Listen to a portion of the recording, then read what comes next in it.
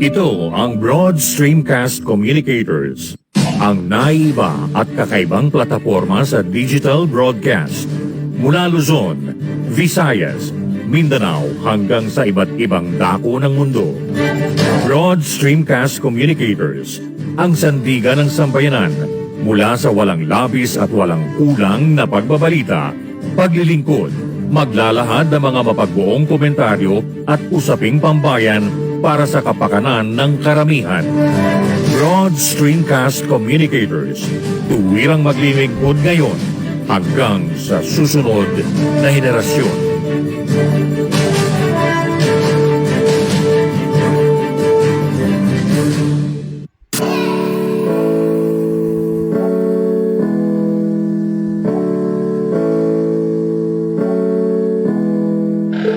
Buhay Online, chikahan at kaalamang pangkabuhayan. Ating tunghayan, pakinggan at tuklasin ang mga pangyayari at kaganapan sa mundo ng online. Buhay Online, chikahan at kaalamang pangkabuhayan. Alamin ang pinaka-latest trends mula sa trabaho at kung hanggang saan na ang narating ng teknolohiyang ito. At ngayon, narito na ang ating host, ang ating Techie Mami, si Jaye C. Bautista.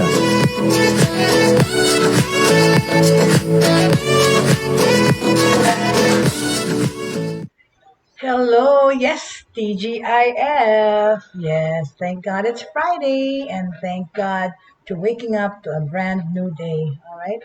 Magandang umaga po sa inyong lahat. Buhay Online, Jaye Bautista here po para sa inyo. It's a Friday and Friday, November 12. Okay? My goodness. Kalahati na ng November. December na almost. My gosh, it's almost December. And of course, Christmas is in the air. Okay? Christmas is in the air. Oh my gosh. Anyway, kung naririnig nyo, okay na, of course, nandito pa rin ako sa Pampanga at ang aking mga kapitbahay po yan. But anyway, welcome to the show. Whoever is watching, hindi ko nakikita yung mga pangalan. Welcome. Happy Friday to you po. Maganda po ang weather. The weather's been a little bit cool. Malamig yung panahon pag umaga sa Pampanga. Well, I think in Manila rin. The weather's been a little cooler this year. Sa ganitong panahon. I see hearts and thumbs up floating by pero wala akong pangalan na nakikita. So, pasensya na po kung hindi ko na shout out or na-acknowledge yung mga ibang nanonood. Nakikita ko na lang po after the show dun sa sa Facebook ko because for some reason talaga mabagal hindi umakit yung mga names till later. But anyway, welcome to the show. It's a Friday and we have a lot of things pa rin in store, okay? And of course, marami tayong napag-usapan through the week. And of course, yung mga updates dyan is yung that the situation seems to be getting better all over the world, right? Except for London, that I understand is now parang dumami yung Delta variant sa kanila or whatever. But here in the Philippines, you can actually feel na things are getting better. Kaya lang, yun na nga, as a reminder, as lockdowns are easing up and restrictions are getting looser, dapat din nating isipin yun na hindi sabihin yan na hindi na magmamask, hindi na maghugas ng kamay because the virus is still out there. Yes, and I still have friends who got the COVID. Pero yun na nga lang, pag vaccinated kayo, yung chances nyo for recovery are higher. Pero, yun nga, yung efficacy ng ating vaccine is good for 6 to 8 months. So sa Amerika po, nag-umpisa na silang magbigay ng mga booster shots. Actually, here in the Philippines, I know may mga nag-booster shots na rin eh. Private companies na yan, tsaka yung mga bumibili ng vaccine. And as I asked the doctor, tinanong ko sa aming neighbor na doktor, it's okay naman daw to mix vaccines. Yung third shot, it doesn't have to be the same medicine that you got when you got your vaccination. Okay? And tapos as far as naman are concerned, traveling, right? Of course, it's travel has opened up in some places, some countries. I don't have a list of all the countries, pero alam ko, of course, in my other home, America, bukas na ang travel dyan. Siguro last month, 2 months na. Pero yun na nga, merong mga there's this chismis na yung Sinovac na gamot ay hindi allowed sa America. That's not true because most of the Filipinos that got vaccinated first had Sinovac at nakapunta na sa Amerika yung mga kaibigan ko na yan at nakabalik. So, ino-honor naman nila yung Sinovac. Ang importante lang to go to America is that you are fully vaccinated and then you have the health certificate or certificate that specifies that you took the PCR test at least 72 hours before your trip at negative yung result. So, pwede na kayong pumunta, right? Tsaka, pagdating nyo sa Amerika, hindi na kina-quarantine sa hotel, alright? The quarantine is completed sa mga bahay-bahay niya or wherever your final destination is. So, that's my, my take or my, to you about traveling to America. And pagbalik naman, dito naman, pabaliktad, yung mga pauwi naman from America to go back to the Philippines, may quarantine pa rin. Kaya lang, hindi na ngayon 10 days to a week ang quarantine, right? It's only 7 or 5, depending on what countries you come from, the green countries or yellow countries, right? So, 5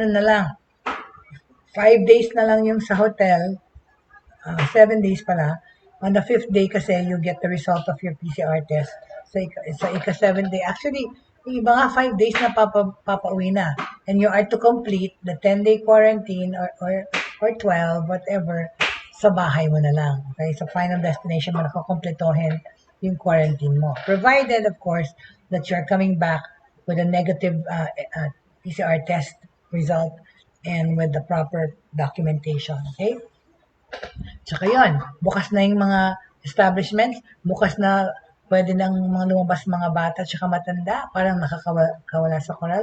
Yun lang, kakatakot kasi punong-puno na naman yung mga public places, yung mga parks, yung mga at saka pati yung mga mall, right? That's why please still observe social distancing kung pumunta kayo sa public places kasi that's where you can get the virus really. In restaurants or when you remove the mask and you eat, doon kayo magkakaroon ng makakahawaan, right? So please observe. Kasi at saka yun pa, yung face shields, hindi na kailangan suotin pag nasa outdoors ang face shield, okay? Doon na lang yun nga, pagpasok mo ng mall or closed establishments na naka-aircon, doon ka mag-face shield aside from the mask, okay? So, isang magandang balita naman regarding education, right? The DepEd is to increase participating schools in the pilot face-to-face classes. Okay, this is really hot news pa lang. 3 hours ago pa lang lumabas tong balita na to tungkol sa DepEd. Right, very good.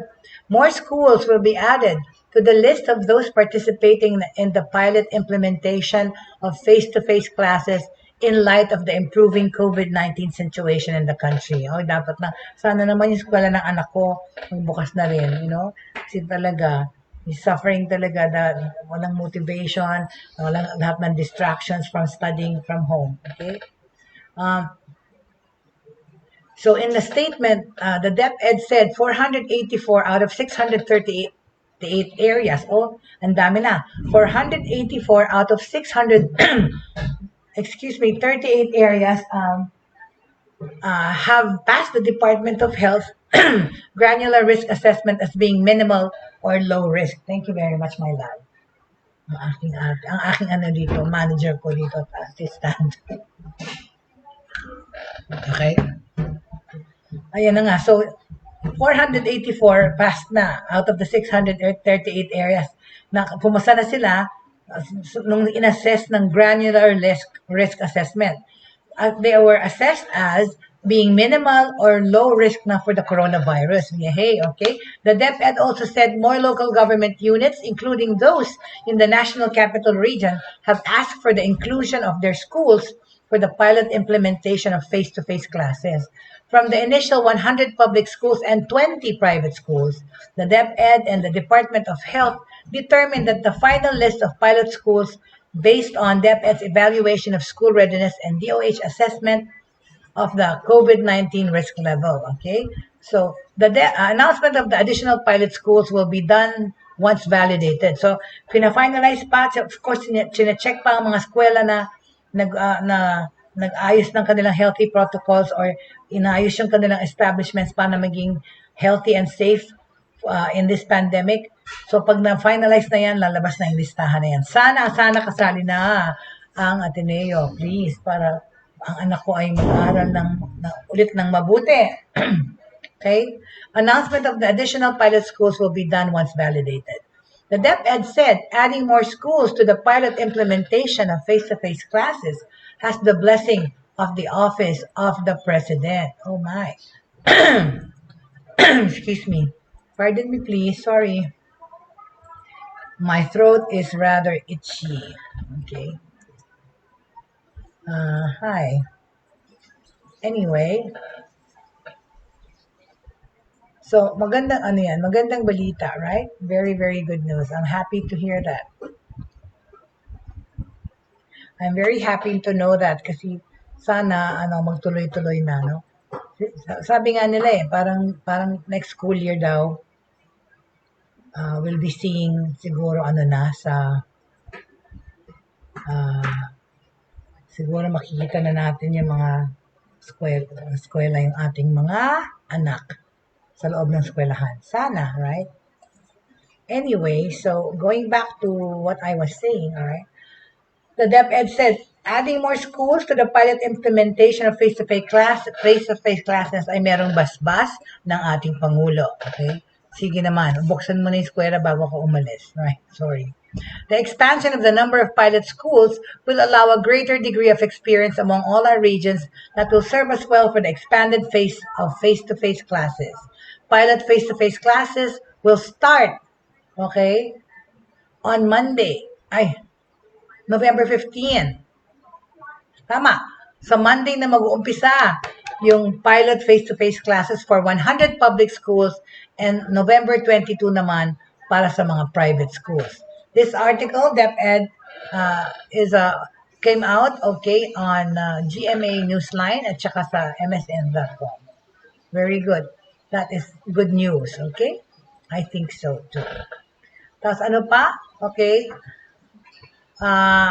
Yung COVID-19 vaccine, okay, na mandate naman.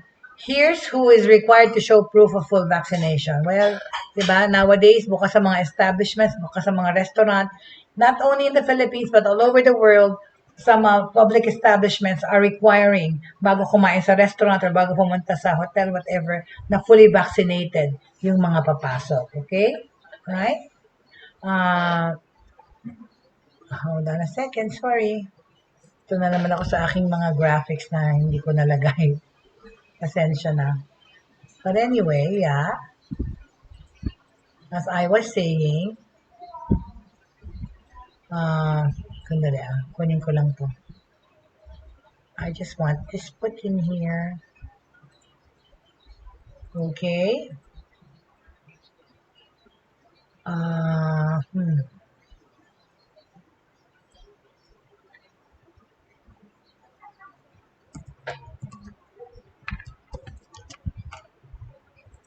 Okay, so, yeah. So, ano-anong mga minamandate tungkol sa mga vaccine?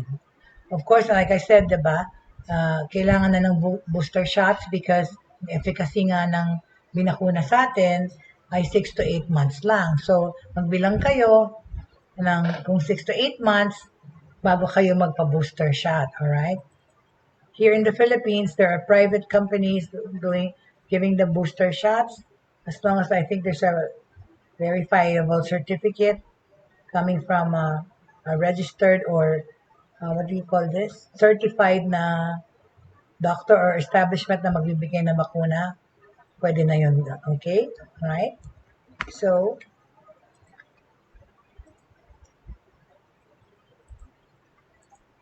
oops. Okay. Ta-da! Yes. Okay, so yeah. So, what is the mandate? The new federal COVID-19 vaccine mandate, okay, while temporarily blocked, will start on January 4. Okay, all right. And will require companies, ito po sa mga companies at mga trabaho, this will require companies with 100 or more employees to implement vaccine requirements. That means people working for those businesses will either need to show proof that they've been fully vaccinated or produce a COVID-19 test at least once per week. Oh my God, once per week. Ahead of the mandate start date, some states and cities ito sa Amerika to have already taken vaccine requirements into their own hands and it's working. Ito ang sinasabi, dapat ganito rin sa Pilipinas, yung mga, siguro yung iba ina-adapt din ito. Especially foreign companies that are here in the Philippines, yung mga American companies, sinusunod nila yung mandate sa kanilang bansa. Vaccination requirements have helped reduce the number of unvaccinated people, ages 12 and older. Sa Amerika, ayan, by almost 40% na-reduce yun dahil sa because sa requirement na ito ng mga manggagawa. From about 100 million in July to under 60 million now. Ito ang sinabi ng White House Coronavirus Response Coordinator Jeff Zients during a briefing. But there's also opposition from other groups. 10 states in America have sued the Biden, sa Amerika yan, pwede nilang isu yung gobyerno, right? So 10 states have sued the Biden administration in response to the vaccine requirement for health workers. Arizona Attorney General Mark Novich, a Republican, requested a restraining order to block the federal vaccine mandate. Talagang ang daming anti-vaxxers sa Amerika, no? Some students have reportedly withdrawn from college due to the mandates. Kasi ito nga yung issue na yan eh. Marami sa Amerika kaya hindi na-achieve yung even 70% ng pagbabakuna. Marami ang ayaw nagpabakuna, right? Tingnan mo, hindi nag-enroll yung iba dahil sa mandate na ito. President Joe Biden is aiming to get 84 million more Americans vaccinated. Roughly 1 in 500 people in the U.S. have died from COVID-19. 1 out of 500. That's actually a big ratio. And vaccination rates have slowed despite the uptick in Delta variant cases. Dumadami ang kaso ng Delta variant sa Amerika. Sa London din, ba? Meanwhile, more than 98% of people hospitalized with a COVID-19 diagnosis between June and August this year were unvaccinated. See? Yun. So who will be required to get COVID-19 vaccines under the new administrative plan dito sa Amerika? If you're already, if you're already fully vaccinated and waiting to get a booster shot, the Food and Drug Administration or FDA has authorized mixing boosters for those who are eligible. Yun na nga, pwede na kahit anong gamot. Also, here's the latest on vaccines for kids naman. Okay? So yung Pfizer ang na-approve na vaccine para sa mga bata sa Amerika. Sa buong mundo. Okay? Announcing a new plan to require more Americans to be vaccinated to combat those blocking public health, Biden, noong last September 9, rolled out his administration's path out of the pandemic program, which aims to increase the vaccination rate by requiring shots across public and private sectors. Roughly 80 million Americans who were eligible for COVID-19 vaccine were not vaccinated. Imagine 80 million sa Amerikano ang ayaw magpabakuna. So as of noong July, 99% of COVID deaths were because of mga hindi nabakunahan. So, yan, matitigas ang ulo, di ba? Kaya ang daming deaths, like thousands a day, as opposed to Okay, so tutuloy ko kahapon yung story ko tungkol sa yung Instagram, okay? Meron sila ngayong sinasabing taking a break feature, okay, yung Instagram. Nasaan na yung ko nawala? Where is my graphic? Natapos ko na ba yung kahapon? I think so. But anyway, ripasok ko na lang ulit. Alright. The head of Instagram announced that the platform is testing the long-awaited take a break feature to give users reminders when they've spent too much time. Okay? Pag masyado na kayong matagal sa internet or lalo or sa Instagram. Okay? So, meron ng app na ginagawa itong Instagram. It does what you think it does. Sabi ni Mosseri, okay? Si Adam Mosseri, ng head ng Instagram. Sabi niya, if you opt in it encourages you to take a break from Instagram after you spend a certain amount of time. Siguro may alarm. Kunyari, on the app ka na ng 10 to 20, 30 minutes. Okay? They started a testing new feature called Take a Break. This opt-in control enables you to receive break reminders in app after a duration of your choosing, okay? Like sabihin, papaalala sa'yo niyan, 10 minutes ka na, 20 minutes ka na, 30 minutes ka na nasa Instagram. The feature is part of a broader effort to try and give people more control over the experience of Instagram. Okay? Instagram ito. Ultimately, you know what's best for you when it comes to how you use your apps, right? So they want to make sure that they provide tools for you to shape Instagram into what works for you. Okay? I-customize mo yung experience mo sa Instagram. The testing of a take-a-break feature comes in intense scrutiny on Instagram and its parent company Meta. Of course, ang Instagram, ang ano rin yan ay si Zuckerberg, ang Facebook. Meta, formerly Facebook, after the whistleblower Frances Hogan testified before Congress about the company's internal research that showed that Instagram can have a negative effect on the mental health of young people and mostly the young ladies, okay? Teenagers, okay? So teenagers told the company's researchers that they felt addicted to Instagram but didn't have the self-control to reduce their usage even when they would have preferred to check the app less often. Diyos ko, nagreklamo kayo, kayo nga yung na-addict. Hindi nila makontrol sarili nila. Kaya yan, gumawa si Instagram ng parang alarm to alert you na sobra ka na sa paggamit. Okay? The company's Vice President of Global Affairs, Nick Clegg, said to sa CNN interview last month that it was working on a take-a-break feature along with similar features, all with teenagers in again. And it's content which may not be conducive to their well-being. We will nudge them to look at other content. So, ganun. So, ina-navigate ka ngayon. Iba na lang ang tignan mo. Okay? A company spokesperson. A company spokesperson confirmed that users will have to opt into the feature to activate it, but said in an email that it would be sending teens a notification urging them to turn it on. Oh, meron pang ganun na in-notify ka na. I-on mo na yung take a break. Okay?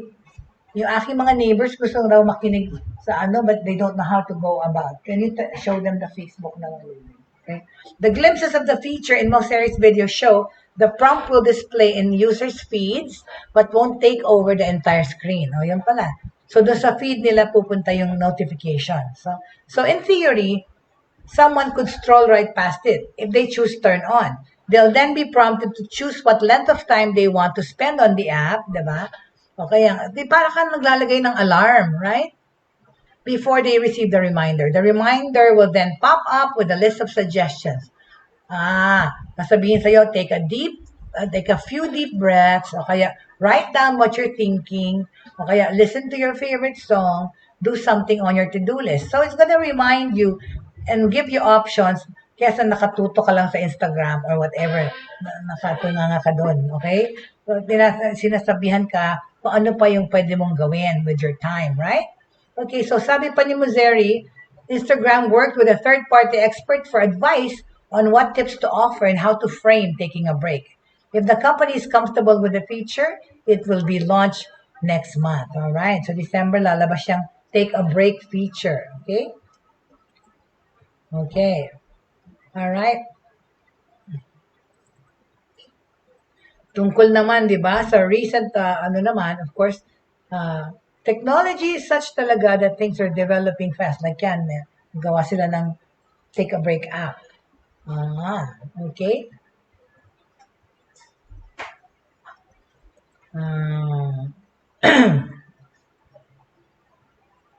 Diba, there's news nowadays. Okay, nadaan yata ang aking, mag-hi ka na lang. Tara! Okay. Anyway, yeah. So, diba, parang merong brewing na war between China and Taiwan. In Taiwan, I want to be in Taiwan right now because Taiwan, since last year, ang perfect peg ng almost COVID-free environment. But even if their infections are almost zero to none, they still wear masks when they go out. They still wash their hands. But they're living a normal life. Kakaingit, no? From last year to now. Pero, ayan, inaaway sila ng China, right? What's happening, okay?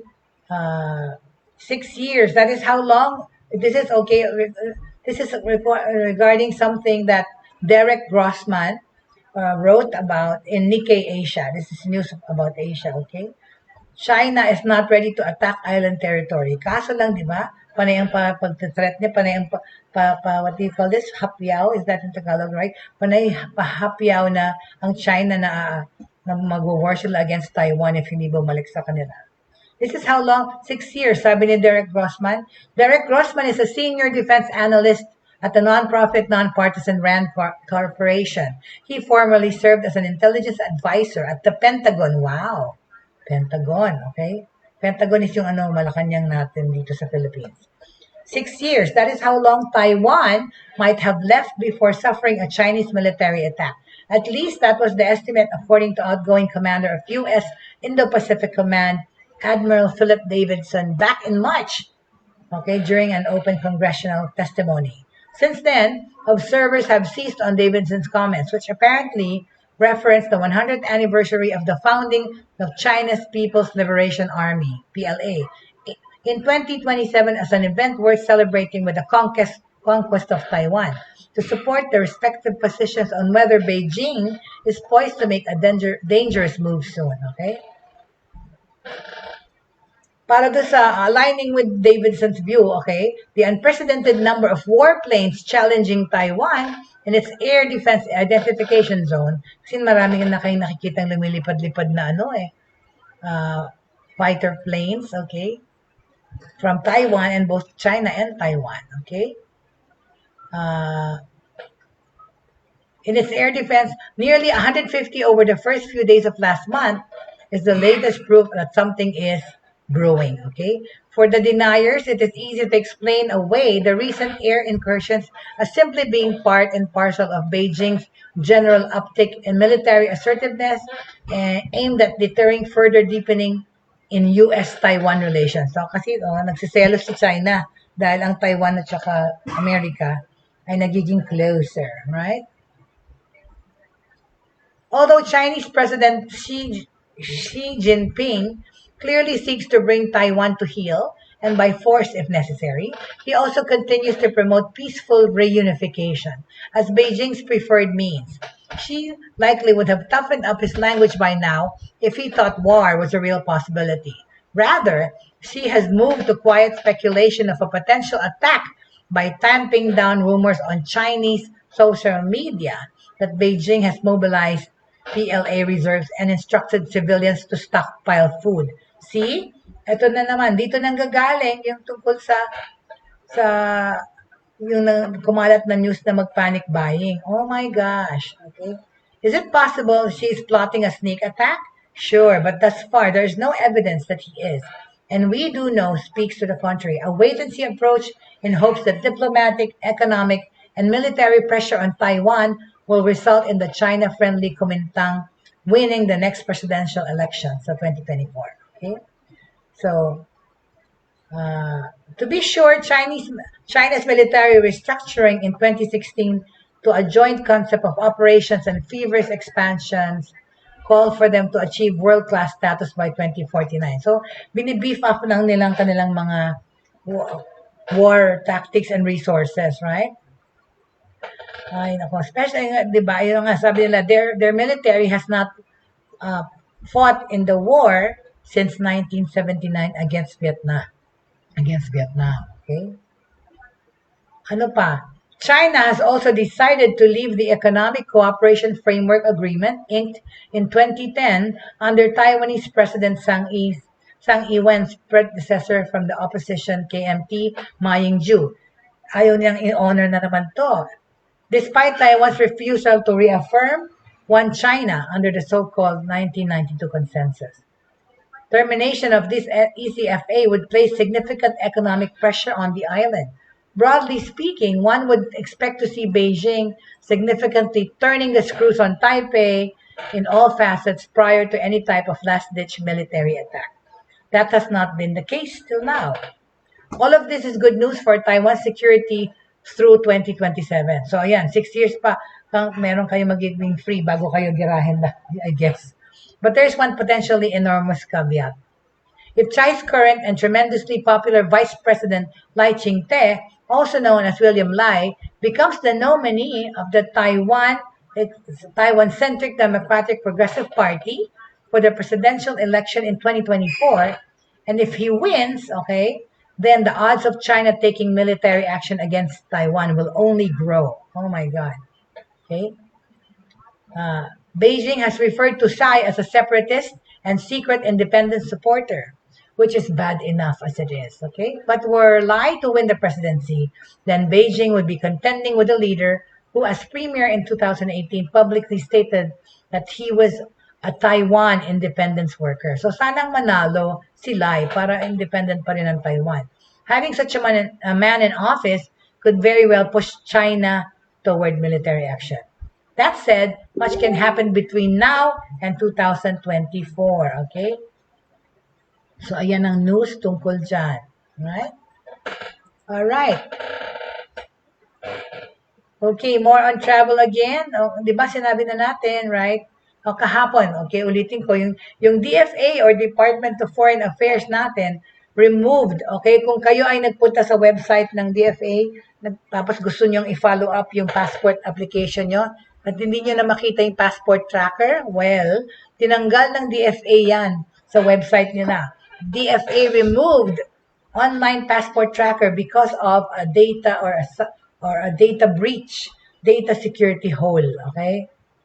Okay, it's taken down its online passport tracker after discovering data privacy issues. Okay, the agency's Office of Consular Affairs took down the tracker and all its data sources to avoid further data broadcasting. Kasi nga, yan. In other words, baka na-hack. Okay. The DFA's IT unit is currently investigating the circumstances surrounding this issue and is taking appropriate measures to secure the data they may have been exposed to. Okay, sabi ito ng DFA. An internal audit would also be done to prevent similar incidents from happening again. The tracker was launched in September 11 to help applicants view the status, para i-check nga yung status ng kanilang mga passport application.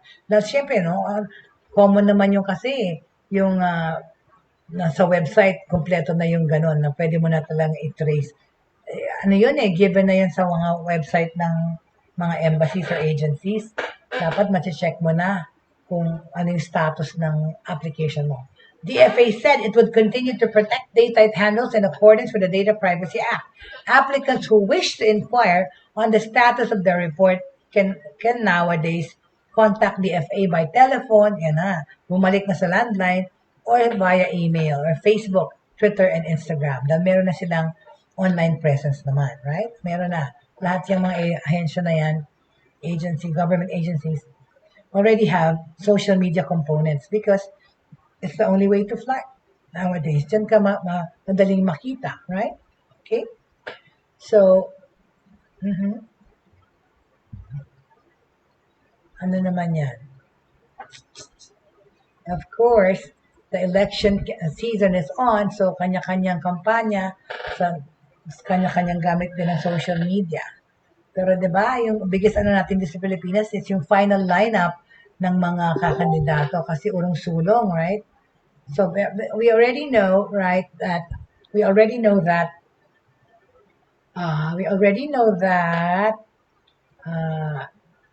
she withdrew from her mayoral, itong si Sara Duterte, yung anak ng presidente, withdrew na from the mayoral candidacy. But, today, President Duterte's daughter, yesterday, joined a political party that could pave the way for her to run for a national position via substitution. See? Ano ba yung tactics na yan? Pahuli-huli, right? Davao City Mayor Sara Duterte Carpio took her oath as a member of the Lakas Christian Muslim Democrats. Okay? House Majority Leader and later Representative Martin G. Romualdez is the president of the party. So doon siya sumali kay Romualdez, right? Mr. Romualdez said Ms. Carpio has a proven track record with excellent credentials as mayor of Davao City. So isang term lang nag-mayor no? Tsaka naman, while yung tatay niya presidente. Adding that she would be a very promising leader and a tremendous asset to Lakas CMD. He did not directly say which position Ms. Carpio would gun for under the party. Tatakbo pa rin siguro ng presidente yan, di ba? Ang chismis doon na. Kaso, si Bongbong at siya, di ba, meron kahapong lumabas na news na Bongbong for president, tapos siya yung vice. Ang alam ko, gusto niya, president din siya, right? Well,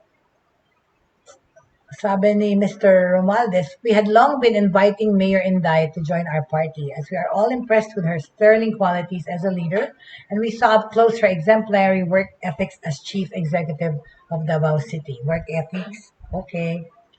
Sinabi to ng congressman sa oath-taking ceremony in Cavite Thursday night. Lakas CMD is led by ex-President Gloria Macapagal Arroyo, a known political power broker in Philippine politics. The party produced two Philippine presidents, namely Fidel Ramos and Ms. Arroyo. Earlier in the day, Ms. Carpio quit the regional party that she set up in 2018. It is with profound sadness that I hereby tender my resignation from our beloved party. Davao City Mayor Sara Duterte said in a handwritten letter shared by the Hugpong ng Pagbabago. My support will always be with you and I will always be grateful for all the things you have taught me. So, it makes one think, di ba, bakit mo iniwanan yung partida na ikaw nagsimula para sumali dito sa kabila? Di ba? Meron tong mga, ano ang ulterior motive, right? The Davao mayor even abandoned her re-election for mayor on Tuesday, which allows her to potentially run for higher office. She didn't immediately reply to a text message taking comments on her political plan. Feeling mo talaga, di ba, strategic for Ms. Carpio to run under the Lakas CMD because the party is backed up by Ms. Arroyo. Okay? Ito ang sabi ng isang political science professor from UP, si Maria Ella Atienza. Ms. Carpio could still form an alliance with ex-Senator Ferdinand Bongbong Marcos, who is running for president. So she can run as his vice, right? A Marcos Duterte Arroyo alliance could not be ignored because the three families have huge resources. If they really work together, it will be hard to campaign against them. Wow. Okay. All right. So that's that, no? So wag na natin pag-usapan yung tungkol kay Bongbong because napag-usapan na yan dito po ulit-ulit. So that's that news about ano lang, Sarah. Okay. So okay, oh yeah. Now I will address the stream lagging, okay? Somebody asked me a question about bakit sometimes naglalag yung pag-stream, right? Why is my stream lagging? How to reduce stream lags? If your job, okay, involves frequent use of video chats via Zoom, kung palagi kayo nag-Google Meets or Skype, if you frequently broadcast shows on YouTube, okay, or games on Twitch, then you are familiar with how laggy internet connection can mess up the stream, right? Whether it's a faltering video game or video that keeps buffering, lag is one consistent thing the live stream community shares a deep dislike for. Which is itong live stream ko ngayon, di ba? Sometimes namamatay, like kahapon ilang beses namatay yung OBS ko. Hindi naman dahil sa internet ko, dahil ang bilis kahapon ng internet ko, chinek ko, more than 125 pumapalo Mbps, no? Streaming lag can be infuriating. Talaga naman nakakairita, right? And every video streamer ends up dealing with this problem sooner or later. I deal with this all the time, right? Now, several issues that lead to lag, such as erratic internet connection and slow internet speed. Ayan ang nangunguna, okay? These are not your fault most times, and you can barely do anything to fix it, okay? Nevertheless, there are simple things to do, okay? Maraming mga bagay na maliliit na bagay na pwede nating gawin to help lessen the occurrence of lag and possibly even remove lag completely from nearly all your video chats and live streams. Okay? If you are tired of typing, "Why is my stream lagging?" into your search bar every other day, we compiled this list of tips to lessen your lag and reduce choppiness when you're live streaming. Okay, I'm going to give you 5 tips to reduce live streaming lagging. Okay? Bakit ako nahihilo? Parang gutom na. Parang sarap ng prutas. Is it good? All right. May I have some? Nagugutom na ako. Anyway, so, what is dirty? Okay, so I'll give you some tips why, okay, how to reduce lag streaming. Okay, here are some tips to help speed up, smoothen, and minimize your video streaming problems. Okay, please makinig. Okay, kumuha ng papel. papel no? Or dyan yung isulat sa tablet nyo or sa cellphone nyo. Okay.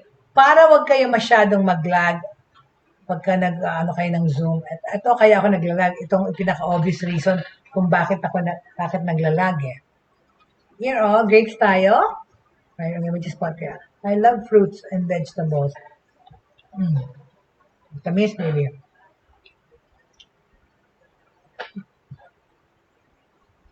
Unang-una niyong gawin para bumilis yung pag-stream nyo, close all apps that you are not using.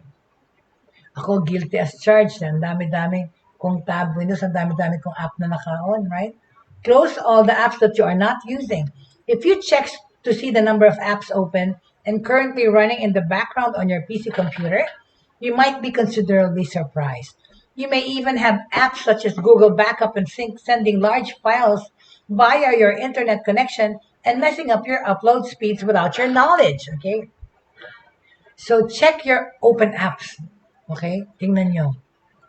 You may even have apps, okay, such as yung Google Backup and Sync sending large files, okay? And this is causing a great delay or a big deal in the lagging of your streaming. To help your lagging issues, close sara nyo, shut down nyo every single background process that is not necessary. Yan ang palaging sinasabi sa akin ng anak ko, Mommy, you have too many apps open. That's why, pati sa telepono ko, kaya mabagal, right? The only processes, apps, and services that should be occupying a lot of CPU, disk space, and taking up memory are the ones you need for your live stream. Alright? Yun lang. Use the appropriate software. Number 2, gamitan nyo ng tamang software. Okay? Open Broadcaster software, commonly known as OBS, which is what I'm using right now, is a fantastic software choice for beginners and expert live streamers. So use the appropriate software. OBS or Open Broadcaster software is a good one. That's what I'm using right now. For one, it is free to use. Okay? Free. And another advantage is that it is exceptionally powerful. Okay, powerful siya. With this free software, you can run quite a lot of exhaustive video real-time broadcasts effortlessly. OBS streaming software is available for both Mac and Windows, and it is necessary to state that it comes with a learning curve. However, once you can work your way around it, pag nasanay na kayo, ako hanggang ngayon, inaaral ko pa rin yung OBS ko. Hindi pa ako makapag-play ng video dito. Tsaka nakakalimutan ko palagi kung paano ko ilalabas dito yung mga tao at mga things. But, mapa-perfect ko rin yan.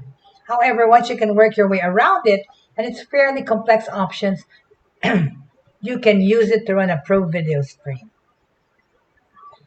Okay, so, pero syempre, feel free to look into, may mga iba pang software dyan, such as Wirecast, W-I-R-E, Cast, XSplit, X letter X, tsaka split, Wondershare, okay, Demo Creator, ShareX, Action, Lightstream, and vMix. These are all streaming applications, okay? Streaming software. Pero ako, I can attest and I can of course recommend OBS. Yan ang number 1 sa akin. Because it's been working for me for more than a year now. Open Broadcaster Software or OBS. Okay? Alright, so, next, okay, sinabi na natin, number 1, close all apps you're using. Number 2, use appropriate software. Number 3, adjust your stream settings, okay? Adjust your stream settings. So, mga nagla-live stream, okay? If your internet service provider or ISP is responsible for your live stream lag, there's not much you will be able to do to fix it. To stream HD live video, your upload speeds needs to be in a minimum of 4 Mbps, okay? Para ka makapag high definition na live video. Well, yung sa akin na nga, over 100 Mbps. If your ISP doesn't provide that, you can upgrade your data plan or switch to a new service provider. Kasi any less than that, talagang garal-gal na yung mo, tsaka maglalaglag na talaga. In a situation where neither of these options is feasible, you can try changing a couple of settings on whenever you will go and do live stream. Please note that not every streaming app or software will let you alter these settings. But let's look at the most commonly used and free option, ang OBS. Okay? Free open source live streaming program OBS is perfect for running an expert live stream on your PC. Bakit? Kasi to fix lagging with this software, change the output settings, okay? Punta kayo sa setting ng PC. Change the output settings to 720p, 720p, small letter P. Resolution would be 12,880 times 720 or 12,880 times 720. Ayan ang resolution na pipiliin nyo, okay? You might be hesitant to do this because most YouTubers worth their salt upload 4K videos, right?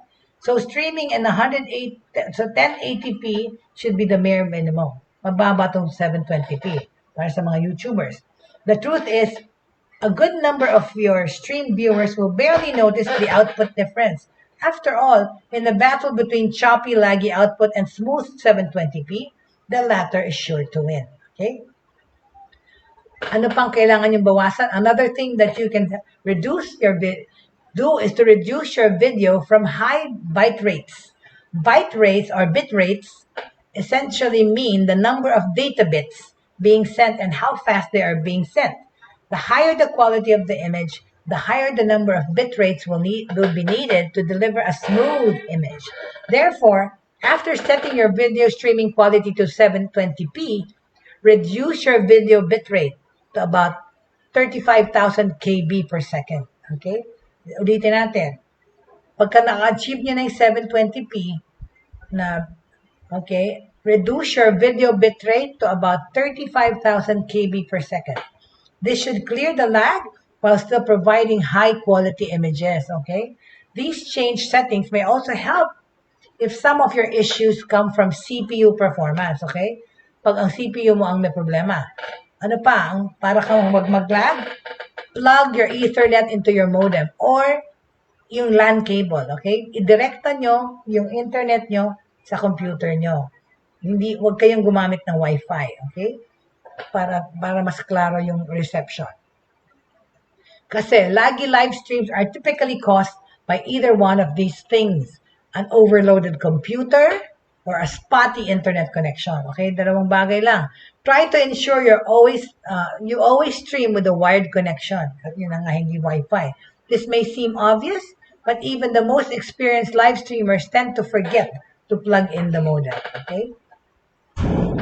Okay, so fast video delivery. If you are experiencing lag, first do a speed test. Okay, speedtest.net lang yan. Then plug your Ethernet cable straight from your modem into your computer. Not only will this increase the speed of your video stream, it will not only increase the speed of your video stream, but it will also give you a more dependable Wi-Fi connection. Okay. However, it is also more dependable than a Wi-Fi connection. If there is no Ethernet port on your MacBook, for instance, you can simply purchase a Thunderbolt to Ethernet adapter to solve the issue. Wow. On the other hand, get a mesh Wi-Fi system. If the connection keeps dropping because you are far from where your router and modem are positioned. With this device, your Wi-Fi signal range will be extended, thereby boosting the connection. Meron kami dyan. Meron akong ganyan. Meron akong booster na ganyan. Meron akong mesh Wi-Fi system. Your Wi-Fi signal range will be extended, therefore boosting the connection. Or you can just buy a more advanced wireless router. Okay? See, but that's the news regarding Instagram. That's my news and my tips to you regarding how to avoid or how to reduce the lag in your transmissions, right? Okay? Kasi if your job involves frequent use of video chats via Zoom, this could be very frustrating kung nagbabag down. But, of course, ang katapat na yan, fast internet, reliable internet. Okay? All right. Of course, I'd like to welcome our friends to our show. Okay, I don't see names for some reason. My Facebook on my phone just stopped. You know, I don't see anything anymore. Like blank. I don't see the people. I don't see hearts and whatever. But anyway, thank you so much for watching. For those who are watching me today and every day, thank you very much for your support. My voice is faltering. Ah, okay. Uh-huh. So where are we now? Okay, let's finish between that the news that I said earlier. Of course, it's about okay. So any questions, please feel free to field your questions through Broad Streamcast Communicators page of Facebook or through my messenger or email me please so that you can be addressed. Okay? Yeah, sinabi na natin tungkol sa Facebook, ang daming balita palagi. At yung latest news niya is it removes its facial recognition over privacy fears. Alright?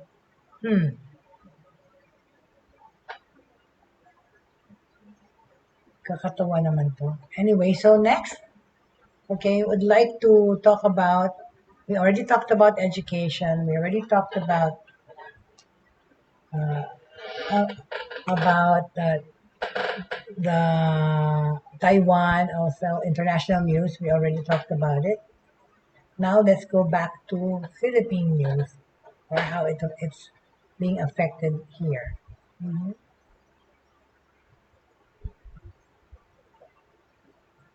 Aha, wait a minute. Anyway, so please feel free to field in your questions. Please feel free to email me or barely here in the channel on the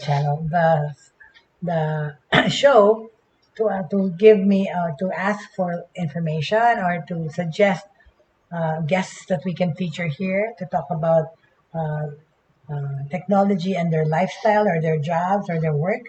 I'm open to getting to hearing it from people from all walks of life and not just professionals because they're the ones that can teach us really really practical things that apply to real life, right? Okay, so what other piece of information can I share with you with regards to technology? Well, mhm,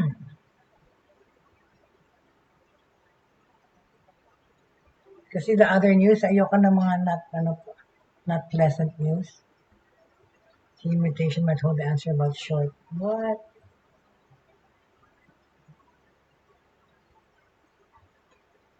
All right, okay. Somebody said you're not reviewing gadgets anymore. You're not okay. Okay, I will start doing that again next week. At least some portion of the day of my day, I will talk about it. Okay. Well, okay. In connection to that, gadgets and everything else, there are weather apps. Okay, for Android phones that are now out. One of the more popular uses for phones, besides taking photos and watching TikTok videos, is to check out the weather. Check the weather condition, di ba? Na medyo na natin nababasa kung anong mangyayari or what to expect na weather for the next coming days. As a result, there are a myriad weather apps out there, making it really hard to pick out one. So we put together this guide on what we think are some of the better ones out there. Okay. All right. Dark Sky. Back in March 2020, Dark Sky was acquired by Apple and almost immediately removed from the Google Play App Store. Wow. Originally, the Dark Sky API was going to be pulled as well, leaving a lot of third-party apps desperately looking for a substitute. But that's been put off until at least the end of 2022. By the way, if you use the iOS version of Dark Sky, that's going away at the end of 2022. Okay? Of course, if you want, you can just settle for the at a glance weather widget that Google includes in its home screen. So yung Google, meron siyang at a glance. Tap that and you get reasonably good weather report.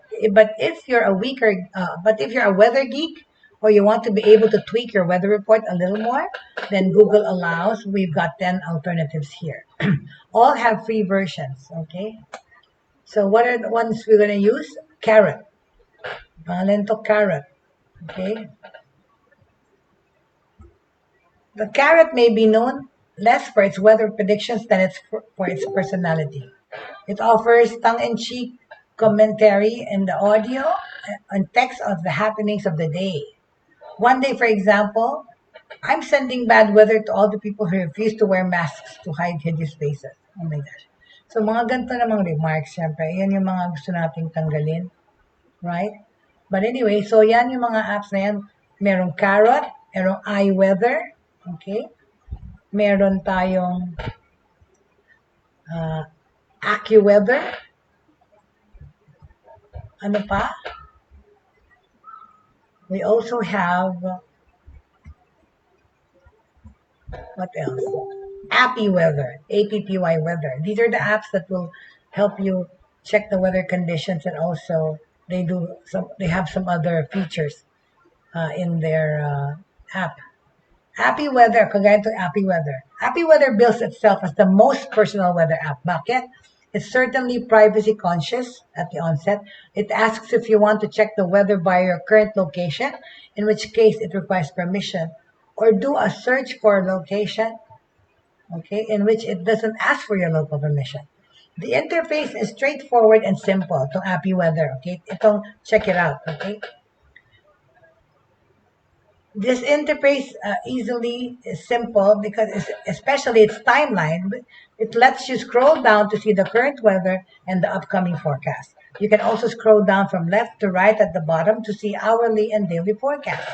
Appy Weather currently uses a variety of sources for its data, including Dark Sky, Foreca, and Open Weather. Merong mga free version with ads. Yung maraming mag-intrude sa phone mo kung tinanggap mo. Pero the plus version costs $4.99 annually for no ads, radar, notification widgets, and features. The pro version adds custom notifications and premium weather providers, okay? So yung plus version na hindi free, meron namang mga other features siya na pwedeng gamitin, right? Okay? So yan, overdraft, marami pa.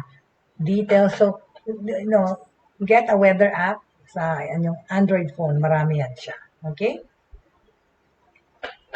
So, next week, of course, we will be featuring some people from the online education realm. We will talk about online education, again, especially face-to-face education, how it's faring this pandemic, and we will perhaps feature some teachers and students again to talk about their experience, to see how it's improved or not. And on this note po, gusto ko pong magpaalam at magpasalamat po sa mga sumama sa atin sa programa ngayon. Thank you very much for joining me. And of course, always remember, okay, it feels like things are getting better. And siyempre, it will. Magkaroon lang tayo ng faith at hope and love in our hearts that this too shall come to pass and everything will be okay, right? Thank you very much. Maraming salamat. Happy Friday, everyone. Jaye Bautista po, namamaalam for this week. We will be back on Monday. Thank you so much and have a good lunch, everyone.